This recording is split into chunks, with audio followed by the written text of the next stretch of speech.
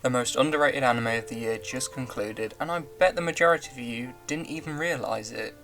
I'm of course talking about the Aquatope on White Sand. If you're new around here, these videos are just my initial gut reaction to the series finale of a ongoing anime season, as well as an overall judgment of the season in general. Really, I truly mean it. I finished watching the episode 24 of Aquatope about 10 minutes ago, and I just immediately pull out my microphone and throw my opinion out there as quick as possible, so it really is a true gut reaction from me. So let's start off by talking about that finale.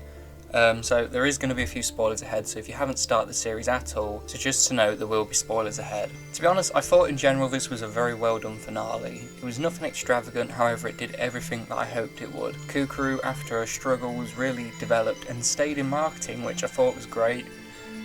After, basically from episodes 13 through to 24, it's just been her struggles of thinking she's always going to be an attendant, never going to get well on in marketing. It's just not her, it's not her personality. But I really did feel that with her staying in marketing at the end, it really did emphasise that she had grown as a character and has learned that, and these themes are prevalent throughout the whole series, that she had learned that even when it is scary and then life doesn't turn out the way that you planned.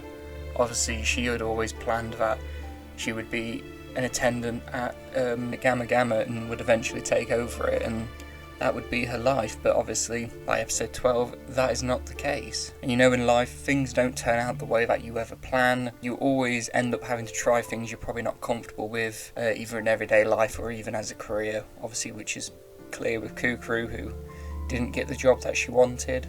But it does show that throughout everything that even with struggles, life will continue, and at the end of the day you might even come to be a better person at the end of it, and you might develop yourself and find out you probably enjoy something more than you ever thought you would. And speaking of that finale, I'm also really glad that Fuka, throughout the series, not just at the end but throughout the series, has always kind of chased her dreams. And for instance, she wasn't idle in the first episode. She'd very much decided that after many years, not straight away obviously, it wasn't like she'd done a day as an idol and realised I don't enjoy doing this because that would go against the whole values of the show. She'd been an idol for a while and she realised this is just really not for me, and that is fine. So probably unconventionally, but she did the right thing and she ran away to Okinawa and she found a new career that she'd grown to love, and it's probably something she never realised she would ever do in her life, but it became a new love for her. I'm also glad that by the end she didn't do the same thing twice and missed an opportunity because of Kukuru's sake. So obviously the first instance she was supposed to go back and take up a movie deal after her month at Gamma Gamma, but obviously Kukuru broke down, which is fair enough. Kukuru hadn't developed at that point, and she'd obviously become very attached to Fuka, but I'm glad in the end that Fuka did take up the opportunity to go to Hawaii. It was obviously something she was very passionate about with the environment, and this was going to be a once in a lifetime opportunity. I'm just so glad that we didn't have a repeat of previously where she didn't go, and even though we did have some hesitation towards the end where she was just kind of like, oh, are you going to take up that job in Hawaii? And she was kind of like, I don't want to leave Kukuru behind. But I'm glad that more character development. I'm glad that she went and did the 2-year course at Hawaii, and I'm glad that this time Kukuru didn't break down, because it showed she had developed and she'd gained more friends being at Tingala, that she wasn't always necessarily depending on Fuka all the time, which was, like I say, it just shows character development. That's kind of the whole theme of this whole series. So trying to keep this short and sweet as possible, I will just briefly touch on some more moments that I just thought were great in the whole series. So the first one is simply, I'm just glad that we got 24 episodes of this.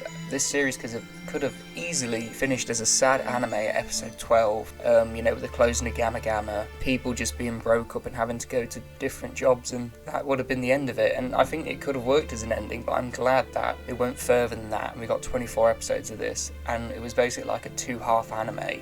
You have episodes 1 to 12, which are like the Gamma Gamma period, the period of just, the start is obviously, and like the subtext we have in the title is like, two girls meet in the ruins of a damaged dream, which I think are like the most amazing poetic words that could summarise this season. And then obviously episodes 1 to 12 are just kind of like trying to cling on to that damaged dream, knowing full well that by the end of it is going to close, but still just doing your best to keep it afloat. And it's kind of the fear of something that you're so comfortable with ending. But then obviously we get episodes 13 to 24, which is the new life at Tingala, which in itself is, yet again, I keep banging on about this, but yet again this is just the themes being present of growth and maturing, and it was everyone having to move to a new job. You know, it was a bit easy for them that they all went to Tingala and it wasn't like they were separated. You know, taking on a new job, I'm sure if any of you have, I don't know, moved schools or moved jobs, how difficult it is to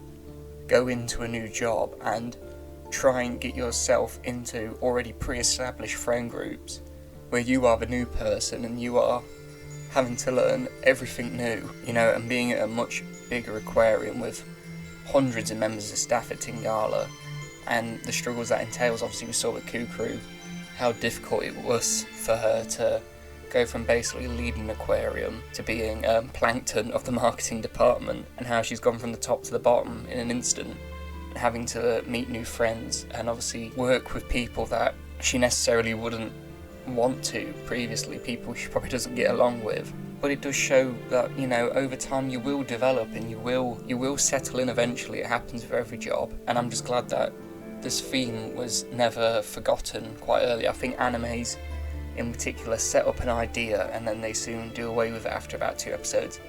But this anime was just consistent from start to finish, showing the highs and lows just like real life, that, you know, things change and you'll have good moments and you'll have really, really low moments. But, you know, in the end I just feel like this really was easily the most underrated anime of the year. Probably one of the best anime that we've had in the last year. And if you haven't watched it already, definitely watch it. Please watch it. I would love to see maybe a few spin-off episodes of this. Maybe an OVA would be great. But yeah, I've seen no one like advertising this anime anywhere. Like Crunchyroll at the moment has just been all Demon Slayer, and they've never once shown Aquatope off, in my opinion anyway. It's a real shame because it is such an amazing anime. You should definitely check it out. Anyway guys, that's been me. I thank you for listening, and I'll see you next time.